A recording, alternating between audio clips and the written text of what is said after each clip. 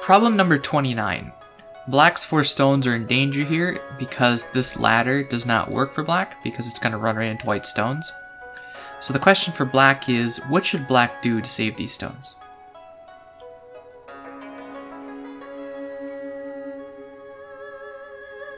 Black's move is to cut, and even though this ladder does not work, black is going to go here. This net also doesn't work, but it sets up the squeeze on white here, forcing white to capture, so that black can connect and now is more on the outside.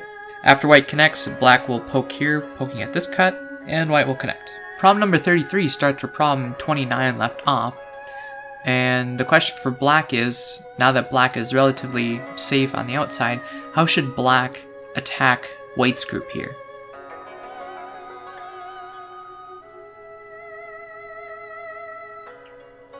Black's move is to do the knight's move here, and in order to maintain connection, white will then respond by playing here. The move for black after this is to make this giant slide here, forcing white to secure some of his group by playing here. If white doesn't play this move and plays somewhere else, then when black takes this move, this group is going to have a hard time living. So white will defend here, and then black will come back to protect his group by jumping out into the center. If black doesn't play here first and immediately takes this move, then white will settle in the corner. And because of black's shape here, white is able to push through. This cut is becoming a problem, so black will need to come back and defend this. And since white's stones are now secure in the corner, white can come back and continue their attack on black's group here. Problem number 82. White's 2 stones here can be captured in a ladder. The question for black is, should he capture them in a ladder, or should black do something else instead?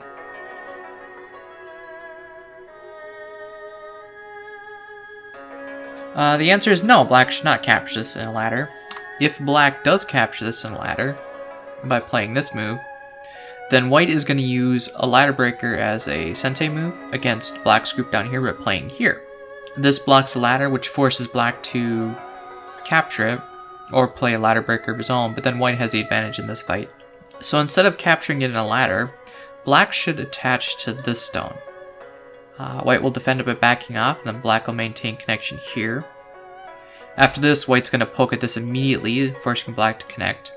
And then white will come back to save these stones because black didn't capture it. Hane and make a tiger's mouth. And then black's going to come back and attack this group with a move like this. White will extend, black will just jump, trying to seal it off from the center. White will jump, and then black is going to use the Aji of these 2 stones by pulling them out. White will block this way because white should be able to kill it. Black isn't necessarily looking to live here, but looking for Aji. And then after white successfully kills these stones, then black is going to continue jumping here and pushing up, and then here. This threatens to pull this out, so white needs to defend against this cut. If white doesn't defend against this and plays elsewhere, then black can cut. This is Atari, forcing white to capture, and then black can connect up with the stones here.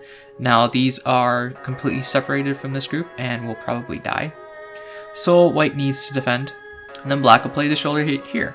So rather than capturing 2 stones in a ladder and giving white all those free forcing moves, black decided to get some outside thickness here and then attack it, forcing him to connect all the way over here.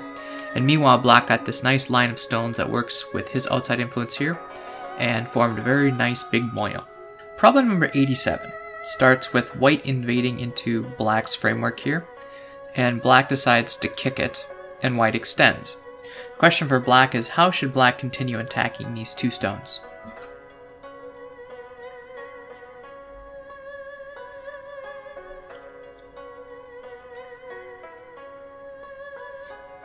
Black should play the knight's move here, and if white attaches, then black will Hane. If white extends, black will follow, and then make a knight's move again here. White will shoulder hit, and black will respond to the shoulder hit by extending, and then backing off a little bit here. These stones are being driven into black's position, and not really gaining a whole lot while black is getting outside influence. So it's going to continue running. Black will extend here to prevent white from settling on this side. And when white extends here, black will defend the corner with this move. And white pushes, black will defend the corner with this move. These white stones are in trouble right now. So white is going to cut here, trying to get some Aji. Black will just extend nicely, and white will extend, preventing the ladder. And then black is going to come back and attack these stones by jumping here. When black jumps here, white's going to come back and fix the shape. Now these stones are secure. Now white's going to try to save these stones. Black is going to push over here, white will jump. Then black will poke, forcing white to connect. Then black's going to jump here. This is a free move for white. Black will just extend down. And then when white jumps here, white is now connected and fine. And now that white is done here, black is going to come revisit this Joseki down here. Now this Joseki has 3 responses, usually. This one, pushing, and also this knight's move. And the best one for black in this case is to take this move. This is a good example of why you don't want to choose one of these until you know what you want.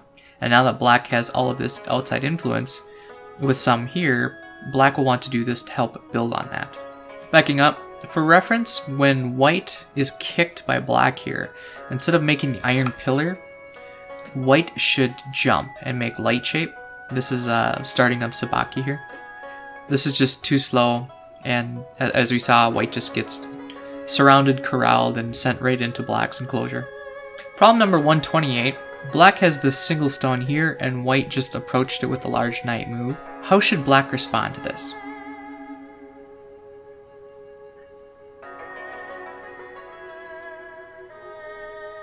First thing black should realize is that white is also being pincered, and black is also on the extension point. So black's move is to kick white's stone here, and if white extends, then black is going to jump, threatening to surround and kill this stone. So in order to save it, white will play the large knight here, trying to get out into the center really quickly, which then black can now jump as well. And even though black's jumping stick here doesn't have any eyes, neither does white's group here. If black doesn't jump out here and tries to attack them more directly with a move like this, this is the wrong direction because it's going to push white into black's weak stone, starting with the shoulder hit, and then white can use the shoulder hit to get into the center a lot quicker, or a lot more secure anyway. Now white has a lot more better shape than black. Black's stones are kind of cramped in this position, so jumping out lightly is a lot better for black. If instead of kicking, black just does the extension here, this is only a 1 space jump. You need 2 spaces to make a base, so you can't really make eye shape, or you can't make a living shape with this. And this also doesn't do anything to defend the corner, which means instead of jumping and trying to run with this, white is just going to take the corner. And then when black blocks from this way, white's going to live easily in the corner. And now that black has this wall, these 2 stones being so close together, and even close to this wall, black stones are really over-concentrated in this. Black would rather have this stone here. This also doesn't mean that black doesn't want to just defend the corner outright, because then white is going to do the shoulder hit like before, and connect. When black tries to shoulder hit, white will just ignore it, getting out into the center. And now black stones are really heavy, do not really have any eye shape. White has a nice flexible shape on the outside. These stones are relatively secure. This reinforces the corner, meaning that the 3-3 will lead to ko. And so that's not as good as kicking and white extending here. Moving back to the original sequence where black kicks, extends, and then does the jumping sequence. White is going to jump out once more. Black will follow, again, just to get out more into the center and make sure black doesn't fall behind this group. And then white's going to jump to the side here, trying to make some shape. The 3-3 is open in this kicking position, so black is going to defend his corner with this move. This also prevents white from attaching or doing any shenanigans because it's the iron pillar here. After black reinforces the corner here, white's going to reinforce their own corner on this side. And so the question for 132 is, now what should black do?